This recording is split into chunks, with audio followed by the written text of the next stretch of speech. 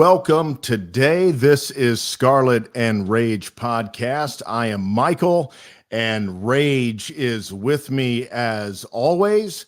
And we are excited today to bring to you a different kind of episode. We're not really going to be discussing the Buckeyes. So, Big Ten fans all over, come and take a look. We're going to be talking about everybody besides Ohio State and Michigan. We're going to cover those two individually. So if you've got an Iowa fan, Iowa friend, if you've got a Northwestern friend or a Maryland friend or something, send them this podcast and let them tune in to what we say about their matchup and against their team.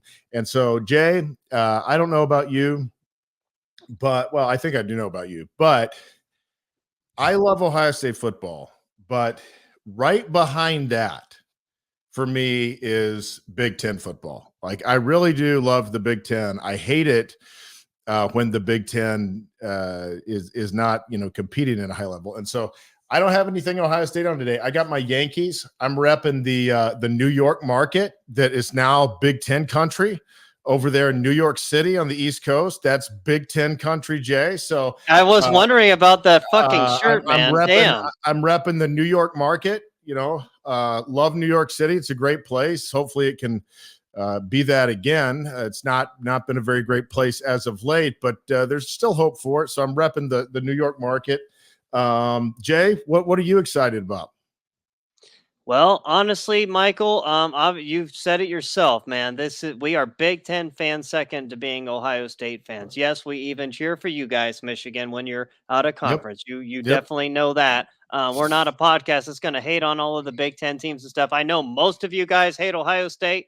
It is what it is. We don't hate you, especially at least me and Michael don't hate you. No. We're going to be cheering for you. And let's be real here. I can see it today in just the recruiting world and things going on. And when other conferences are beating the Big Ten, like the SEC usually does, or other conferences, it's harder and harder to recruit against them. So It is absolutely imperative that you win games like this and have respect towards your name, respect towards your conference, because if you don't have any respect towards your conference, it's going to be harder to get good players to go to Michigan, to go to Ohio State, to go to Penn State, because they're like, why in the hell would I want to play in a conference that sucks? I know, like, most of these players don't. How are they going to best be prepared for the NFL? By playing against the best players. The Big Ten hasn't been providing the best players. I understand last season we finished second to the SEC in NFL draftees. Great. Bravo. We still finished second. Well, I want to finish fucking first, man. Damn. Come on, Michael. Yeah. Let's step it up here. Yeah, I mean, don't tell me these games don't mean anything, okay? Because they do. And I'm going to try to make a point to be able to be in front of the TV watching every single Big Ten game. And I'll probably say the same thing about I will watch all of the SEC games as well. I watch the SEC games just because I have an interest in rooting for whoever is representing the SEC to lose. That's why I watch all of the SEC games. But I watch the Big Ten games hoping that obviously every Big Ten team will win. Now, of course, they won't. But are you telling me it doesn't make a difference if the Big Ten at the end of this bowl season is 6-3 and has a couple of big name brands get wins, like a Michigan playoff win, an Ohio State win over an SEC team, maybe even some other upset, maybe Penn State over Ole Miss? You're telling me if those things happened, Penn State beats Ole Miss, Ohio State beats Missouri, and Michigan beats freaking Alabama, you're telling me that doesn't help the entire conference? Of course it helps the entire conference, because you can flex and say, hey, the SEC brought some of their top 10 against some of our top 10, and we won. That's a real tangible argument that you can make. Don't buy this garbage, Johnny recruit that the SEC is the only place where there's players. Look what we did to the SEC last bowl season. We got all kinds of players here in the Big Ten. Come play for Ohio State, or come play for Wisconsin, or come play for you fill in the Big Ten school that is recruiting this kid. Really, to summarize why we're doing this show and why we will continue to broadcast this way via this podcast is because we love Ohio State so much that we realize for Ohio State to be at their best, the Big Ten has to be at their best. The last time Ohio State has won championships in football, 2014, the Big Ten had a great bowl season. And then in 2002, the Big Ten was the best conference in football. Yeah. At the end of the day, we are in this together. Yeah. The SEC's in it together. Why do you Yeah. think they have the SEC chant at the end of games? They understand what they're doing. Right. At the end of the day, in the back of their minds, they're like, they're thinking Southern Pride, SEC, their football is the best, and they stick together down there, man. They do. And in this episode, we're just going to be going game by game, starting with the, like basically chronological order based on the dates. Like this, the earliest game is going to be first all the way until January 1st games. So, Michael, omitting the Ohio State and Michigan games. Omitting the Ohio State and Michigan games. We're not covering games. those in this. Those will have their own time. Individual episodes, obviously, because Ohio State's going to get their own episode. We're Ohio State fans, and Michigan, you guys are going to get your own episode because you're the flag bearer for our conference. You're in the playoffs. You're going to war for our conference. You are. So, Michael, you want to start us off with the first bowl game? Yeah, we got the mighty Utah Utes versus the Northwestern Wildcats, the scrappy little Northwestern Wildcats. Las Vegas Bowl, right? Las Vegas Bowl, yeah. And so not going to be that far from Utah, going to be out that part of the country. Northwestern, they're going to have a nice time out there, I'm sure. I imagine nobody, including myself, thought that they would be going bowling after the disastrous start to the season, but they've gotten together there and done a nice job. They don't have a good offense, as many big teams don't. They don't have any real. They've got one receiver that you might watch out for a little bit, but they don't have tremendous explosive threat. So they're going to have to grind this out if they're going to win it. And Utah's a grinded out kind of team, and so we can kind of talk about the details, but bottom line, like I think Utah is a little bit more talented of a grinded out kind of team. And so I just don't think that Northwestern has anything that's probably going to be able to gain the advantage over them. And so, I definitely see, as much as I hate to put a loss on the Big Ten's board early, I'm trying to be objective. I see Utah probably winning this game. Okay. Do you want to give your prediction now before I go, or do you want me to go first and explain? Yeah, I can go. I can go and give my prediction. I've got Utah in this game 30-21. 30-21. I think Utah's favored by 6. Last I saw. Okay. So, all right, from far away, looking at this game, Michael, this looks like a blowout for Utah. They played in a much better conference, and the game is being played out west, as you said, in Las Vegas. Never visited Vegas personally. I know. Yes, I've never been there, but I am going to go for the first time in February. So looking forward to that, even though I'm not a gambler. I'm probably going to be going for everything else. Bryson Barnes, the Utah starting quarterback, has hit the transfer portal, though. Has he really?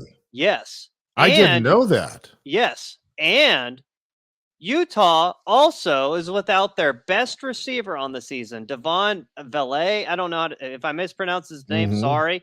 Who is choosing to opt out. Now, this is what makes it so tough to judge these bowl games unless you're looking very close. Right. Utah has also struggled to end the season, getting blown out by Arizona and barely beating Colorado at home in Colorado. Or no, not in Colorado, in Utah. I'm sorry. 23-17. Northwestern, on the other hand, has nobody opting out and is playing their best football towards the end of the season. They have gotten better behind David Braun, the head coach, who has filled in solidly for Pat Fitzgerald.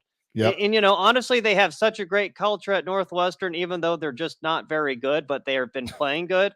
Northwestern closed the season out very strong, beating Wisconsin, Purdue, and Illinois. And I got to be honest, Michael, I really thought that Utah was going to win this game decisively, maybe even a blowout. But, however, I'm going to take Northwestern in a close one here, 24-20, because Utah has been playing bad football at the end of the year. Northwestern is playing their best football at the end of the year. Utah's without some key players, and Northwestern is, they're all hands on deck. I mean, obviously they don't really have any NFL draftees, but they have everyone on deck for this one. So I have the Wildcats in an upset here. Okay. I'd love to see it. And I could definitely see, Absolutely. I could definitely see it happening. And as you see, we did not go over our picks and the way that we evaluated these games. We did it completely independently. So we're finding out what the other person, what the other one This thinks. is all a surprise. We did not speak Yeah. beforehand. We just like, hey, you say what you want to say. I'm going to say what I want to say. So here we are. Right. Michael, I mean, anything else on that game before we move on? I don't have anything else on Northwestern. No. Okay. Go Wildcats. That's right. Quick Lane Bowl, Detroit, Michigan, Minnesota versus Bowling Green. Mm-hmm. Thankfully, they're playing inside there because I'm sure the weather up there in Michigan this time of year is just nasty. I think that's like the day after Christmas on the 26th. Yeah. All the college guys want to go to the to the Quick Lane Bowl because everybody wants to go to Detroit in December, January.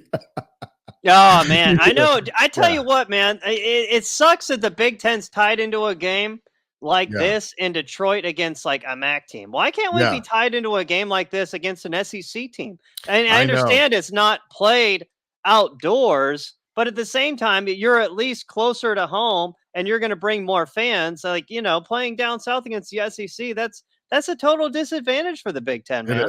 It is. Yeah, it would be. I agree. But I don't think I don't think there would be a Southeastern agreement to do that. I don't think they would send one of their mid to lower level teams up to Detroit to play. I just don't think they do it. I really Why don't. not? I mean, like, I don't know if they really have much of a choice in the matter. I mean, I don't know how these tie-ins work or whatever, but I mean, they had to go to Indianapolis, play the national championship game 2 years ago. Well, they did have to do that, but I'm saying as far as like them committing to play a bowl year in and year out, and them saying, "Hey, we're sending our guys up to your territory." No, they don't. They don't do that because they think the mindset is, we don't have to. Everybody has to come to us. Football in the postseason is played in the South, and by and large, I get that it is Florida and I think they look at it as like a vacation for like Midwesterners, Northerners, stuff like that. Right. Mm-hmm. So all right, yeah, man. You can go ahead and start first. You can mostly just start first in all of these, actually. Okay. Well, Bowling Green is not a bad team. Bowling Green is not going to be a pushover for Minnesota, I don't think. I don't use transitive property. I don't believe in transitive property, like just taking this game and comparing it over to this game. Like it's not very accurate. But I did want to see, what had they done when they played some real teams? Well, they played Liberty, a top 25 team. Liberty beat them 34-24. Liberty didn't have a hard time with them, but it certainly wasn't like a blowout. They played Georgia Tech, an ACC school. Georgia Tech beat them 38-27. So, they're playing these Power 5 teams and they're putting up a little bit of a fight. They're putting some points on the board. And so I think that Minnesota's got their hands full a little bit, but I do believe that in the end, Minnesota just having the roster of bigger Big Ten athletes, I think it will wear on Bowling Green. And I've got Minnesota, wearing them down and kind of a grinded out, ugly game, 24-14. Okay. Well, I hope you're right, Michael.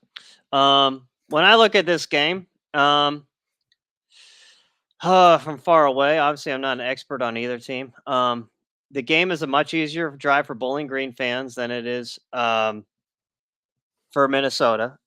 Bowling Green actually had a solid season, barely losing to an undefeated Liberty team. I wouldn't say barely. I mean, what, they lose by 10? Yeah. And then they did. I will say this. Go ahead. Well, I was just saying they were competitive against Liberty, Yeah. You cut out there for a second. I don't know how. They actually did have a common opponent in Michigan. And again, Michigan fans, you can kind of like fill me in on this, but Bowling Green was kind of hanging around with you guys for a little while. Yeah. It was. What was like 30, 31 It was 31 to like 6. It was like Michigan was like starting, they just were starting slow on the year and stuff. But I mean, hopefully it's not because the Big Ten sucks and they started feasting on weak Big Ten teams. I don't know. But anywho, they hung around with Michigan. They had better than Minnesota did. Mhm. They only lost by 1 point in a rivalry game to a good Toledo team led by DeQuan Finn.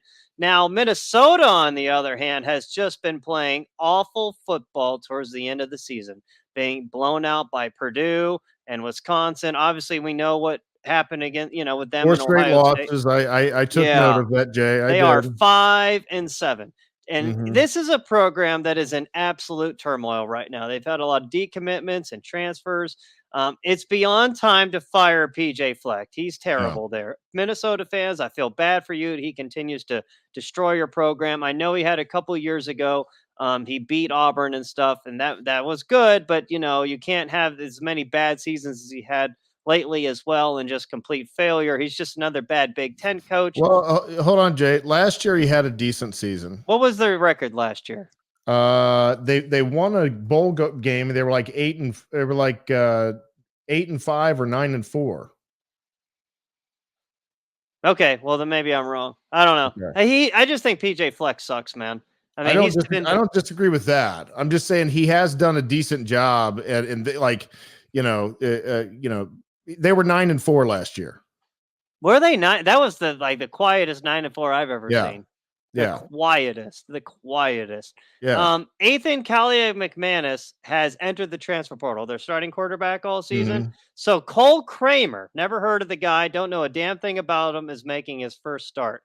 So to be honest, Minnesota should not even be here with them being 5-7, and they have some transfer portal departures.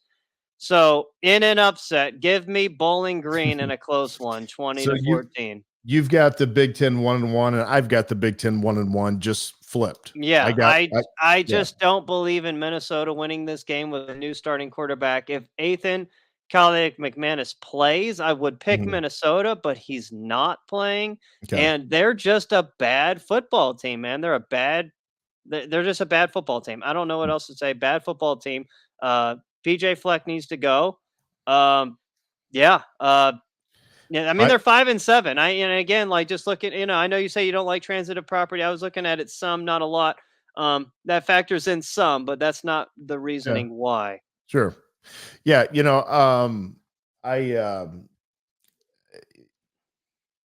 anyhow, yeah, that's any other thoughts on Minnesota there? I was just noting that I had written on my notes when I kind of, went back and thought of some of the games I've seen with Minnesota that they're not really a good team in any way, unfortunately. No, they're really Yeah, not, man. They are really not a good team. And I did see they beat Syracuse last year. So I mean I yeah. guess that was a solid season for them. But Yeah, it was a good season for them last year. So I mean, yeah, 9-4, but moving on, Rutgers versus Miami, maybe yes. in one of these, the Pinstripe Bowl, which I'm repping with the New York I Market see here. that. The Bad Boy Mowers Pinstripe Bowl. What the hell is Bad Bad Boy Mowers Mowers? Pinstripe Bowl. Yeah, so whatever that is. It must be some kind of brand in the New York area. I don't know. Maybe so. Lawnmower? Yeah, so Or like a lawn company? What are we talking about here, people? Help us. Come on, Rutgers fans. Where you at? yeah, we got anybody over in the Northeast? I think that Rutgers is a tough, well-coached team. I think that they're going to be a motivated team because this is important to them. This is what Greg Schiano had been preaching to them all year, is that we've got to become bowl eligible. That was the expectation. The expectation wasn't to win a national championship. And so now that you're bowl eligible, you want to have that winning record.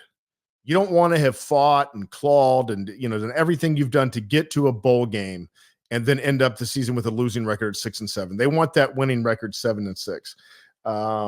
Meanwhile, Miami, Rutgers is very limited on offense, though. They're going to try to run the football because that's all they can do. They can't pass. Mm-hmm. So, that's pretty much a given. Miami, they're the opposite. They throw the football pretty well. They do not run the football very well. Mm-hmm. And so, we'll see how Rutgers can hold up. But I think that being up in New York, I think it's probably going to be cold and blustery. I think the boys from Miami are not really all that glad to be playing in the Pinstripe Bowl. And I think that like a lot of Miami teams do because they're soft. Yes, you heard it. Miami teams are soft. There's a couple exceptions to that, but I don't think they're a tough program.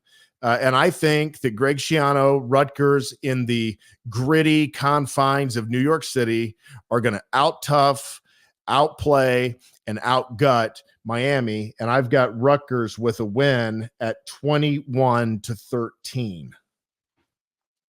Respect, Michael. Respect. To add on to that, honestly, I love this game for Rutgers. Just to, further add to what you're saying, I know Miami is favored by 1 point, but it is a home game for Rutgers. It's going to be cold as well. I don't care if it's like, some people are trying to like say, oh, well, it could be warm. It's not going to be warm in New York on December 28th. I believe this game is being played. I know Rutgers has played terribly to end the season, and I do not like Schiano as a coach, but they have some things working for them here. Kyle Monangai stated he's returning to the team, their star running back for next season, and he will play in this game. Miami hasn't played that well as of late to close the season, and their starting quarterback, Tyler Van Dyke, he's actually transferring to Wisconsin, which is good. The Big Ten needs better quarterback play. Thank goodness. So, yay, that's a good pickup for the Wisconsin Badgers. They actually have a couple of big opt-outs on the defensive side of the ball. Mario Cristobal, while he is a great recruiter, is a below-average coach. And you are absolutely right. Miami in the cold is historically soft. They do not want to play in games like this or games in this environment. Give me Rutgers in an upset, 31-20, because Gavin Wimsett and Kyle Monangai will be able to run the ball. And Miami, with their backup quarterback, is just not going to be able to find the offense against a tough Rutgers defense. Give me the Big Ten here. Yep, absolutely. Let me tell you something, Jay. I know that they say, well, in the NFL, the guy's got to figure out, and I get it. In the NFL, the guy's got to figure out how to play in the cold. But when you're not in the NFL and you take a whole team full of guys that are used to nothing but 85-degree weather, and you put them in 30 degrees, with a wind chill of maybe 20, and it's very shocking. It's not something that they're used to, but for Rutgers, it's just another day at the park. It feels normal. They go outside with a light sweatshirt on, and so it has an impact. And so that's why I think it's going to be so fun next year when we get to see some of these Southern teams hopefully come to a Northern campus in January or December. And I hope one of the first times they do it, don't let it be a bright sunny day in the Midwest. Let it be a gloomy, cold, icy day in the Midwest the first time one of the SEC teams comes. Yeah, well, it's going to be, well, hopefully they actually do host a playoff game, one of the Big Ten teams. Hopefully it's not Ohio State, because we'll have a bye. We'll see what's going on with that. Have you been to Yankee Stadium, Michael? Yes, both of them. Okay, both. Okay. And which one did you like better? I mean, the old one. The old one? Okay. The new one's great, but it lost something. It doesn't have that same kind of grit the old one had. How are Yankees fans as like a group? Are they a bunch of are they just fans because the Yankees are good all of the time, or do you think they're legit fans? Like how is like, I don't know. I think Yankees fans are legit fans. I think that it's a similar type of group as Ohio State fans. Is you've got your fanatics that are like hardcore into everything, kind of like we would be with Ohio State. And then you've got, it just goes out from there. And then you've got your casual fans that they like the Yankees because they win a lot and it's kind of their team or whatever, So there's a lot of fans like that with Ohio State too. They just kind of like Ohio State and it's their team and, whatever, So, okay. Yeah. All right. Moving on, unless you have anything else. All right. So the Chick-fil-A Peach Bowl in Atlanta, Georgia. We have the Penn State Nittany Lions versus Ole Miss from the SEC. Now, this is actually the beginning, Michael, in my opinion, of let's be real. This is the Big Ten SEC challenge in football. I see you getting your notes ready here. I feel like you have something really prepared. This Yeah. is it. This is the beginning. We have 6 games against the SEC, people. Don't tell me these games don't matter. If the SEC wins, like if they go 4-2, 5-1 against us, you better believe they're going to hold that over the Big Ten's head. So the Big Ten, come on, guys, let's get it done. Michael, you start us off, sir. Well, Ole Miss, Penn State. It's obviously a matchup of two, completely opposite teams. One that's driven by their offense, one that's much more reliant on their defense. And I went back and Ole Miss Ole Miss has never been an impressive team to me. They really haven't. And of course, Penn State's never been overly impressive to me either. I'm sorry to say. They've got a good defense, but they've not impressed me as a whole. So, but everybody always talks about Ole Miss's great offense, and they've got a pretty good offense. Anytime they played a defense that was good, they scored very few points. They scored, 10 points on Alabama. They scored 17 points on Georgia, and Georgia was running it up and down the field, and they had the ball a lot because Georgia was just running it up and down the field for touchdowns the whole game. So if it would have been like a tight game, like they wouldn't have scored more than 7 to 10 on Georgia. And so I think that Penn State's going to be able to limit this offense to 20 points or less. I just am a little bit skeptical that Penn State can score more than that, but the one thing they have going for them is the Ole Miss defense is pretty porous. It's not very good. So it's a good matchup for a bad Penn State offense, and their defense may be able to get a turnover or two. And so I've got Penn State in this one, 24-20 over Ole Miss. Hell yeah, man. I mean, let's hope so. I hope you're right here. So looking at this game, I know these are two opposite teams in the way they win football games. You are absolutely correct. But I swear, in a way, even though they're different in the ways they win and lose, this is like that funny Spider-Man photo where like the Spider-Men are all pointing at each other. It's like the three of them, Yeah. Because we have two teams here that all they ever do is lose their big games. They don't come out on top. Penn State always loses to Ohio State and Michigan, and Ole Miss is always losing to Alabama or Georgia or, like those teams like that. LSU, for the most part, they're usually losing. Like they just don't win the big games there at Ole Miss. They win every single other game, but not those games. So this is going to be a tough game for Penn State because, again, this is in the SEC's backyard. I know that Ole Miss is like 2 states over, but still, even though like, this is a tough game for Penn State. They have some opt-outs, but I don't think for Penn State it will be too much of a problem unless Kalen King and their offensive tackle, Olu Fashanu, whatever his name is, also opt out. As of now, they haven't said anything, so hopefully they play. But if not, Damone Robinson, Chop Robinson from Penn State, he's opted out. But Danny Dennis Sutton, he's not. Stinks. Yeah, he's not playing. Yeah. But Danny Dennis Sutton, former 5-star from the 2022 class, I believe is actually more talented than he is.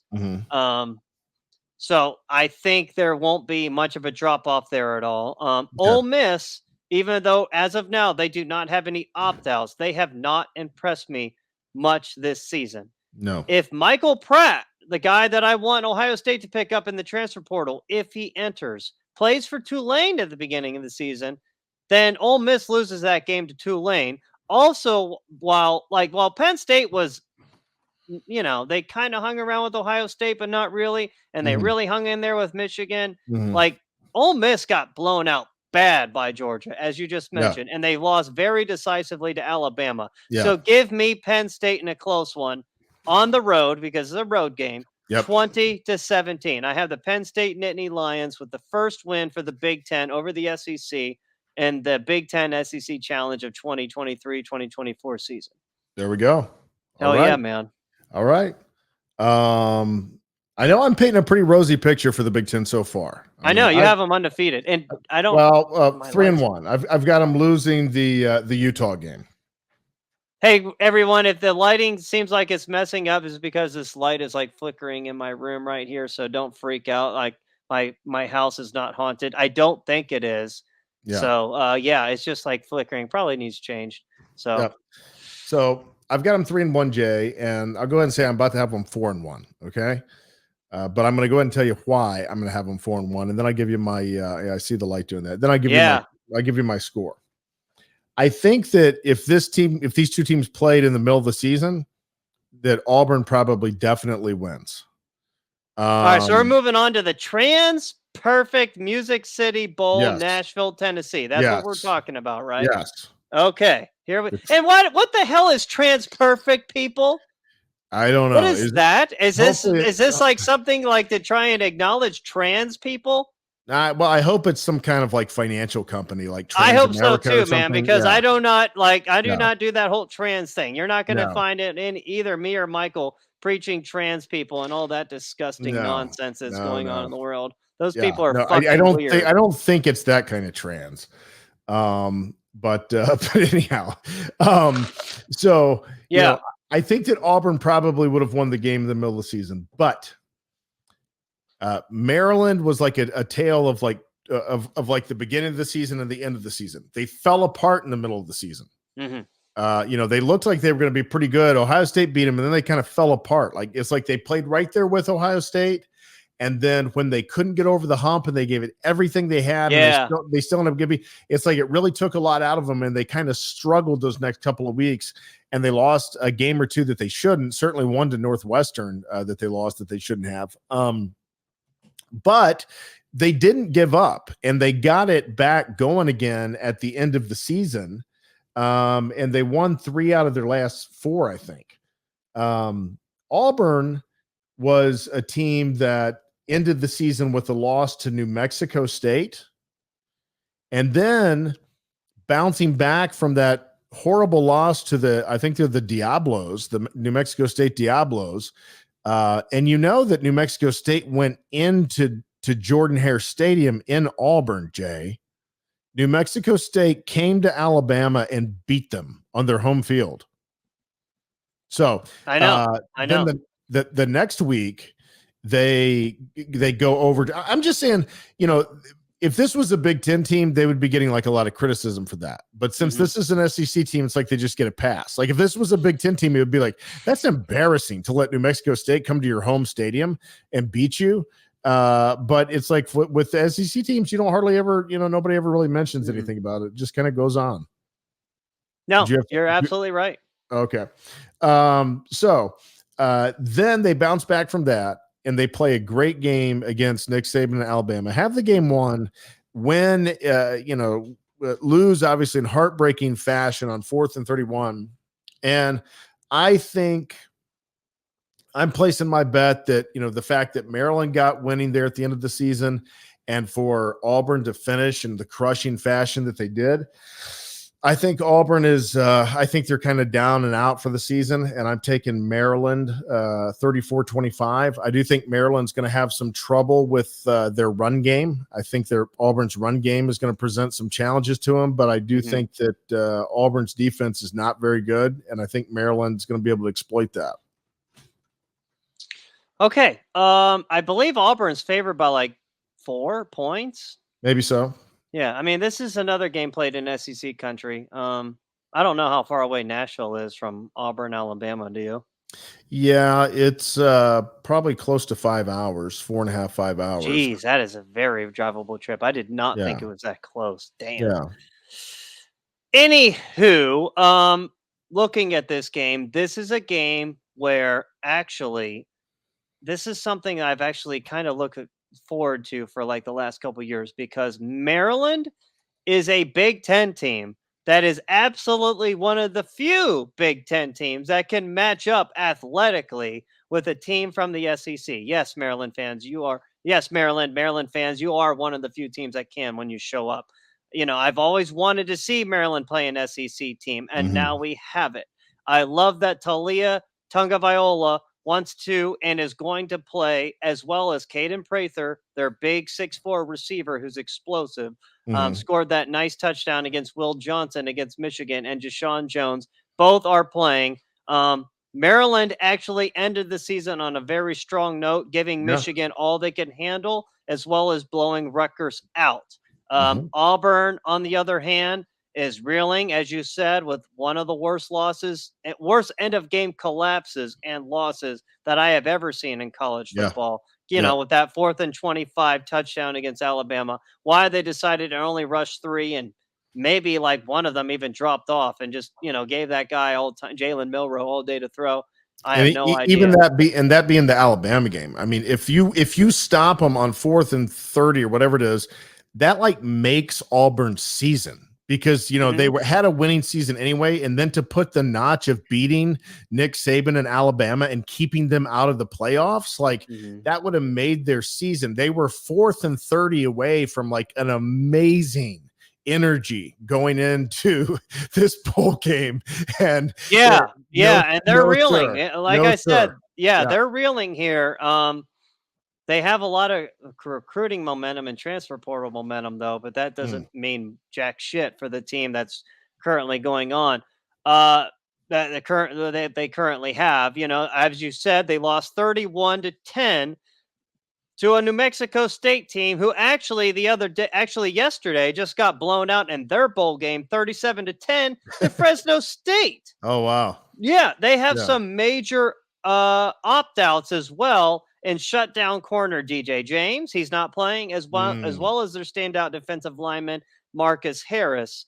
Auburn, like you said, they're a team that wants to run the ball, but that's all they can do. They really cannot throw the ball at all with Peyton No, they Thorne. can't. They cannot throw the ball at all. They mostly rely on, basically a spread option attack. They can beat you with speed or power. They can do it both, but they are just completely a running team. And Maryland, if they can like really lock that down, I mean, they handled Michigan's running game better than Ohio State did. Yeah, I mean, Auburn's like a Southern Rutgers. So I mean, I would say Maryland saw so. something similar to this not too long ago. Right. So I honestly give me Maryland 28-17. Maryland with Talia and Maryland and Auburn's opt-outs, they're going to find a way to score some points. And Maryland's got athletes on defense, even though one of their linebackers is transferring out, who is a stud. He's probably going to be going to Michigan, though. But still, I believe they have the athletes to hold Auburn down. So, yeah, give me Maryland 28-17, sir. Awesome. Moving on to the Outback Bowl. One of my favorites. Always loved the Outback Bowl. Me too. I love the Outback Bowl because it started at 11 o'clock. It's not called the Outback Bowl anymore, Michael. What is it? It's called the ReliaQuest Bowl. Well, I call it the Outback Bowl. Me too. That's what I was about to say, a.k.a. the Outback Bowl. It's the Outback Bowl to me, Raymond James Stadium with the pirate ship. Right. So I always loved that because back in the day, back when I was in high school, the Outback Bowl was at 11 a.m. So, New Year's, Eve, night before, you're staying up late, go to bed 1 or 2. And I was so excited about the football games the next day that I would sleep until about 10:30, 10:45, wake up. Hell yeah. By the time I got downstairs, it was like, first game started. Hell yeah, man. I couldn't wait. I was the same way, man. The Outback Bowl, I started. 11 times this game start. Did they change it to 1 or is it still 11? They might have changed it to noon or 1. I think it might be noon, man. Hopefully, when I move into my new place, I'll have like I want like a sports room of some kind. I probably won't have it set up yet, but let's see what time. I'm actually curious. But while I'm looking into that, continue with your story and then go ahead with your side. So I love the Outback Bowl, but I don't think I'm going to necessarily love watching this Outback Bowl. LSU versus Wisconsin. This is a matchup that I don't think is in the Big Ten's favor at all. It's at noon. It's at noon. Okay. Yeah. I just don't think this is in the Big Ten's favor at all. Wisconsin, they back in the day, they were the SEC killer. They would always beat the SEC in the postseason. They've done a great job against the SEC, Jay. Wisconsin's won a lot of games against the SEC. And Southern. Have they? What is their record? I'd say I'm just going off the top of my head, 5-2 or 3. I mean, they've done a good job against the SEC. But anyhow, I don't see them, adding another win this season. They just too limited offensively. They're just not a talented team. This just isn't a talented Wisconsin team. And there's not a whole lot more to say than that. And this is a pretty talented LSU team. LSU's always got talent. It's just whether it translates into wins. And so this LSU team, I think, is a pretty dangerous offensive team, and this Wisconsin team is a pretty inept offensive team. And so I got LSU 41-17. Holy shit, man! Yeah. Wow. Yeah. That is that is a big score there, bro. I mean, why? I mean, just everything you said. LSU has athletes, Wisconsin doesn't. That's is that what you're getting at? Yeah. Okay. And I think in the heat in Florida, as the game goes on, and as it becomes clear that they're not going to win, I think it's just going to get away from them. Okay. Yeah. Well, this is a game I also do not like for the Big Ten. I understand that Jaden Daniels probably isn't going to play, but still, he hasn't made any commitment yet. Yeah. LSU has some serious athletes. You just mentioned that always show up for these types of bowls. And Luke Fickell is not a very good head coach, although I pray they somehow find a way in this one. Maybe Malik Neighbors also doesn't play, but he hasn't said anything either. And LSU will just find another freak athlete from deep in the Southern Bayou to insert in there. So I don't think it really all that matters.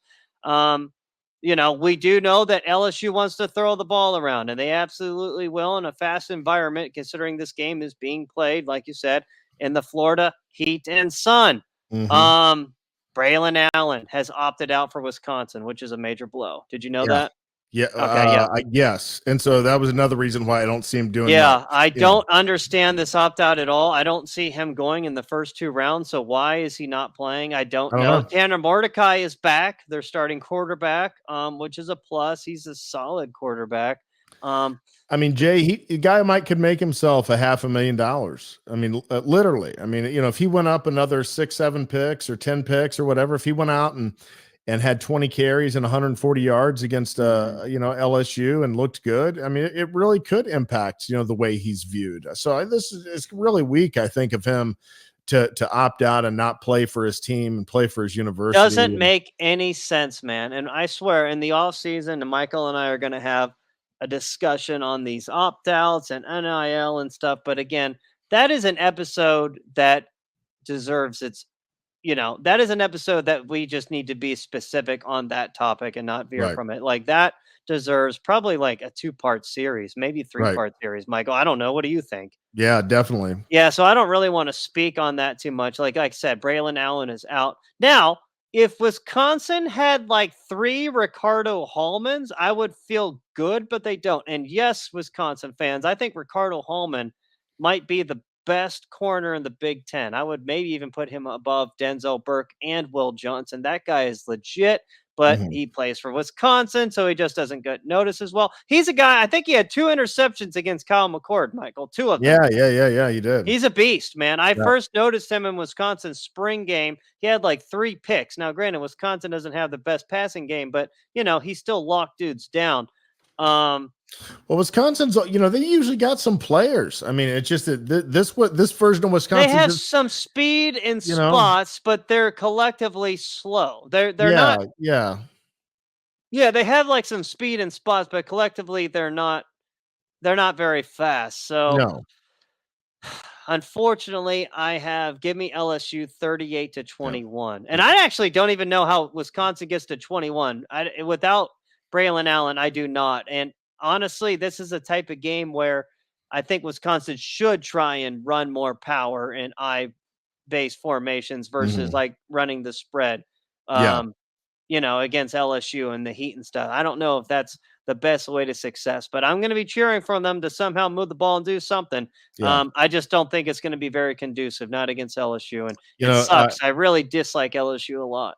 Yeah, and just just a little side note on Wisconsin. Luke Fickell's going to have to find an identity there because he's trying to change a deeply entrenched identity of the way that they Mhm. run the football, and it's not working. And so he's going to have to find an identity fast, some type of power spread. You have to stay power with Wisconsin because you can't get the athletes to Yeah. not to not be a power football team. That's the path to winning. The good Wisconsin teams, like the one against Miami a few years back, very good Miami team, very highly rated Miami team. It was apparent, like in the first half, it was a faster Miami team, but the Right. Wisconsin team wore them down and ended up beating them by 2 touchdowns. So Right. they've got to figure out some modernized formula of that. And so far, Luke Fickell's not found it.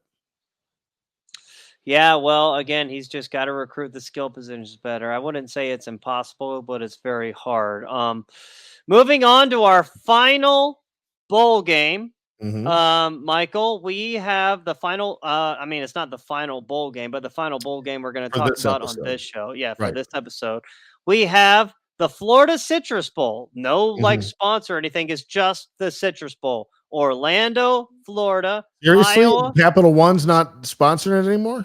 I didn't see it. I didn't see any kind of spot. I mean, I'm Just the sure they old do, but it's school just called the Citrus Bowl. That's what I saw. going back to the old school Citrus Bowl. I Wow. have no idea. That's Orlando, awesome. Florida. Yeah. Well, have you ever been there? I mean, I've been to Orlando. Have you ever been to that stadium? I mean, I've been past it. I've never been in it, no. Okay. I want to go in Mhm. it, man. They have so many like different bowl games there. It's like this is Yeah. not the only bowl game that's played there. They have another bowl game played there. Mhm. They play like one of the high school All-American games there. They play the Yeah. Florida State Championship games there. A lot of big time football is played in that stadium, and I've never Yeah. been there.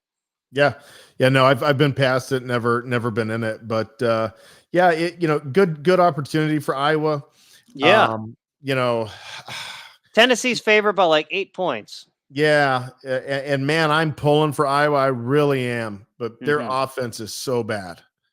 They They've are got a good terrible. defense. They've got a good defense, but their Mhm. offense is so bad.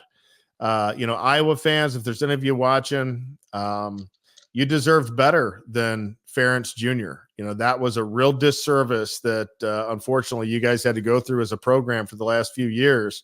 And Doug Lesmerises was kind of one of the champions that stood up for you guys and challenged Ferentz and basically called out the nepotism and the fact that the offenses were inept, which they have been.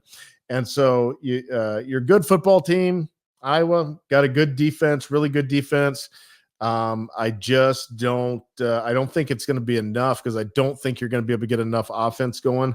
I've got Tennessee winning this one 23-14. Okay. Okay. Well, as we said, or as I said, another game played in the Florida sun in the SEC's backyard Mm-hmm. and it's weather that is conducive to what Tennessee likes to do. Mm-hmm. This is a very much a strength versus strength matchup.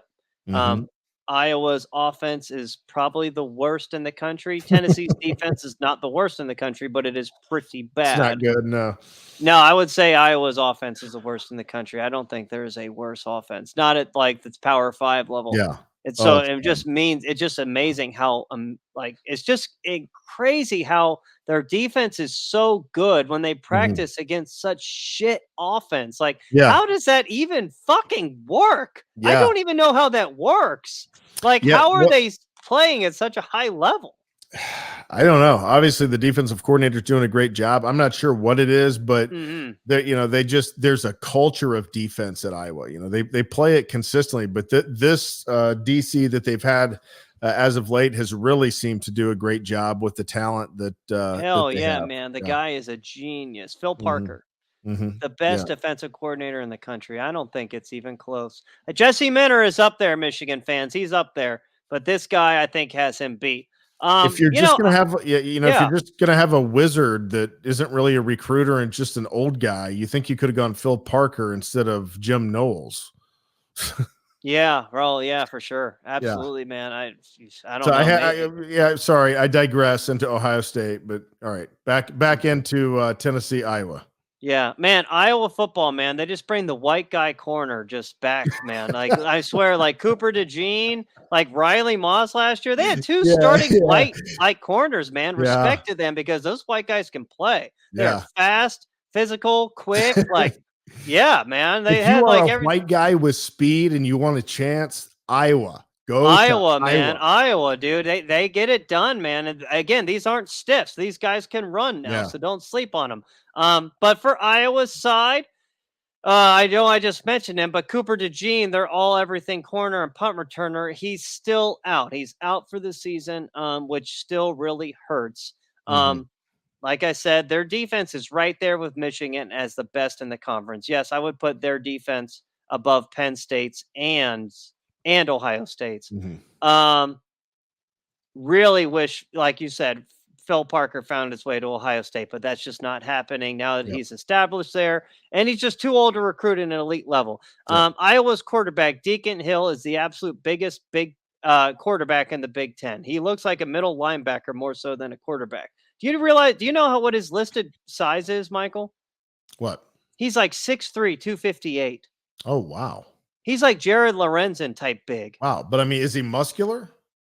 No, he's just a big. He's Oh. like I want to say he's fat, but Mhm. he's just so thick. Like, how big was Jared Lorenzen, man? You're a Kentucky guy. Well, he was 6'3", about 280. Okay, so maybe not Yeah. quite that big, but Yeah. he similar, Yeah. very Yeah. similar. Okay. So now Tennessee, on the other hand, Tennessee has been bludgeoned by any team with a true pulse this season. Yeah. Joe Milton is a beast of a human being, Yeah. but he is not a good quarterback at No. all. Their No, it's not. defense against the run is horrible. And I Mhm. understand Iowa has zero offense, Mhm. but I do believe they can force some turnovers. And LaShawn Williams, their good running back, can find some success against such a Yeah. weak defense. Yeah. Give me Iowa in a major upset in Yes. SEC territory Yes. over the Tennessee Volunteers. 17-13, baby. I'll take it. Big I take it upset. all And day. Iowa's only lost like 2 games on the year, and Tennessee's lost like 4. You would think, like, why isn't Iowa favored? Well, I mean, it's because they're not sexy at all. They can't throw the ball for shit. And Yeah. let's be real, it's basically a Tennessee home game, even though it's in Florida. But Yep. yeah, man, it's So yeah, I'll take it. I hope that that's exactly how it plays out. I just got a feeling that Iowa's just going to force some turnovers, man. And I understand it's going to be hot down there and it's going to be a tough adjustment. But I mean, Iowa's just so well coached, man, on Yeah. defense and offensively. I don't think they're going to beat themselves. I think they'll be able to find some spots to be able to run the ball with Mhm. some success because, Tennessee's defense is not Michigan's defense. No, absolutely not. And so I hope so. Every game the Big Ten wins, I will be happy. Hell yeah. Out of these 7 games, I've got them 4-3 because I'm trying to be objective. I hope they're at least 4-3, but nobody, maybe except my granddad. My granddad is maybe the biggest Big Ten fan I've ever known. He grew up in Chicago. And he just liked the Big Ten. Like he was like an SEC fan, like the way they just liked the SEC, like they just loved the whole conference. Well, that's how he was with the Big Ten. He just loved the Big Ten. Yeah. But nobody will be happier than me if they go 5-2, 6-1, 7-0 in these games. I hope they can do it. I hope they can win them all. But I got them at 4-3. Where did you end up at? I actually was just tallying it up, man, and I have them 5-2. The only 2 Okay. losses being Minnesota and Wisconsin. I have the Okay. other teams winning. I understand Okay. Iowa is a very, very risky pick, but Yep. again, based on everything that I've done and the research I did, I just think Iowa can pull it out. And yeah, man, I mean, going 5-2 would be, spectacular there. Absolutely. But I mean, Absolutely. let's be real. Like the Big Ten is going to be judged, not even on the Ohio State game. They're going to be judged on what Michigan, what you guys do. What Mhm. you guys do against Alabama is what solely the Big Ten is going to be Yep. judged on. Yep. Yep. So Well, yeah, Michigan fans, our next episode is going to actually be about the Rose Bowl. The next Michigan, episode that Alabama. comes out, yeah, will be the Rose Bowl preview between Michigan and Alabama. Probably won't be as long as like our normal videos. Probably not as long as even this video, but we'll do as good of a breakdown as we can. So I Yep. don't really have anything else here, Michael. All I can really say is go Big Ten and That's fuck it. the SEC Yeah. That's right. and fuck Exactly. Notre Yeah. Dame. Yeah. Exactly. I concur. So that's what we got. All you guys, whether you're a Nebraska fan, Michigan fan, whatever fan, Utah, Wisconsin fan, we're pulling for you. Hope you're pulling for us. Maybe you are, maybe Yes. you're not. But whether you are, whether you're not, we are pulling for you. Big We're Ten hoping fans, for let's look at this podcast as a way of bringing us all right, together. I mean, it right. is our goal in the future to be like, this has been our message. We want the Big Ten to, just combine their powers and figure out a way, like, like my Dragon Ball Z shirt, like Fusion or something, like Super Yeah, Saiyan 3 Fusion, something yeah. like that, man. Come together, join forces, and we have to understand that your team is only as good. We are only as good as our whole. And for us Hey, to be the best, our conference has to be the best. hey, Ohio State can't win a national championship every year. I know that. I'm realistic with that. I know that it's not going to happen Yeah. every year. And so, but I would like for some other teams in Ohio State's conference to be winning it those years that we're not. Hell That to me, yeah. yeah, Hell absolutely. yeah. So, all right. Well, that's all I got. Thank you That's guys all for I got. listening. And we'll be back with the Michigan Alabama preview. See you then. Peace.